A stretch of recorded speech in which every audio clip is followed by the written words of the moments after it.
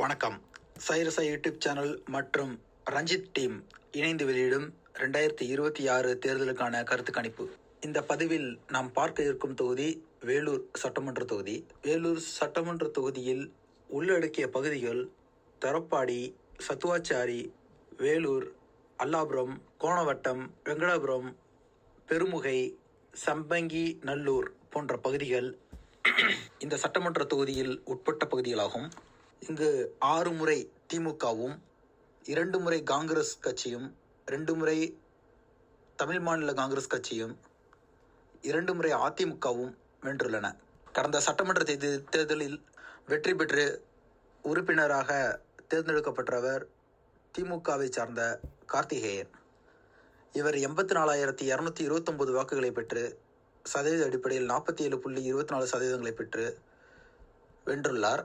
இவரை அடுத்து இரண்டாவதாக தோல்வியுற்றவர் அஇஅதிமுகவை சார்ந்த ஆர்கே. இவர் 75,118 வாக்குகளை பெற்றுள்ளார். சதவீத அடிப்படையில் 42.09% ஆகும்.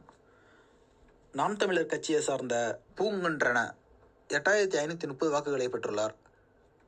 சதவீத அடிப்படையில் 4.58. மக்கள் நீதி மைய கட்சியை சார்ந்த விக்ரம் சக்கரவர்த்தி 7,243 வாக்குகளை பெற்றுள்ளார். நோட்டோவுக்கு கிடைத்த வாக்குகள் 1,440.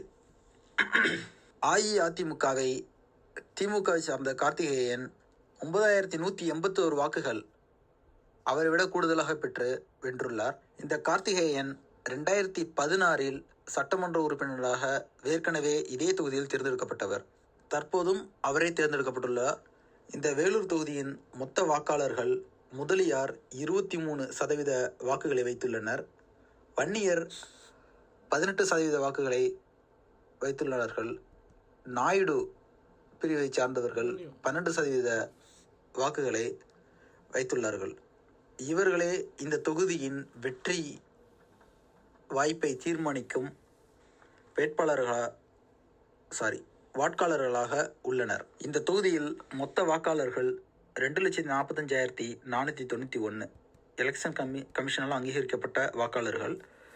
அதில் ஆண்கள் 1,19,202, ஃபீமேல் எலக்டர்ஸ் 1,26,289. கடந்த 2021 தேர்தலில் பதிவு செய்யப்பட்ட மொத்த வாக்குகள் 1,78,458. அதில் நோட்டோவுக்கு கிடைத்த வாக்குகள் 1,441. தற்பொழுது வேலூர் சட்டமன்ற தொகுதியின் 2026 தேர்தலுக்கான கருத்து கணிப்பை பார்க்கலாம்.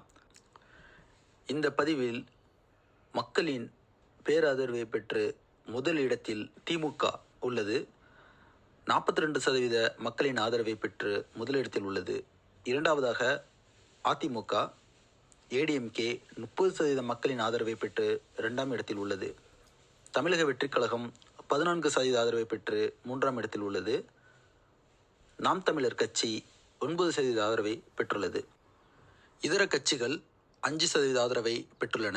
அதில் தேமுதிக போன்ற கட்சிகள் அதிகமான மக்களின் ஆதரவை பெற்றுள்ளன. இந்த 5% ஆதரவில் இருந்து விஜய்க்கு செல்லும் ஓட்களில் பெரும்பாலான ஓட்கள் ஏற்கனவே தேமுதிகவிற்கு சென்ற ஓட்டுகளும், நாம் தமிழர் கட்சிக்கு சென்ற ஓட்டுகளும், அதிமுகவிற்கு ஏற்கனவே வாக்களித்தவர்களும் தற்பொழுது தமிழக வெற்றிக் கழகத்திற்கு வாக்களிக்கிறார்கள் என்பது களத்தில் மக்களிடத்திலிருந்து எடுத்த கருத்து கணிப்பின் அடிப்படையில் நமக்கு தெரிய வந்துள்ளது.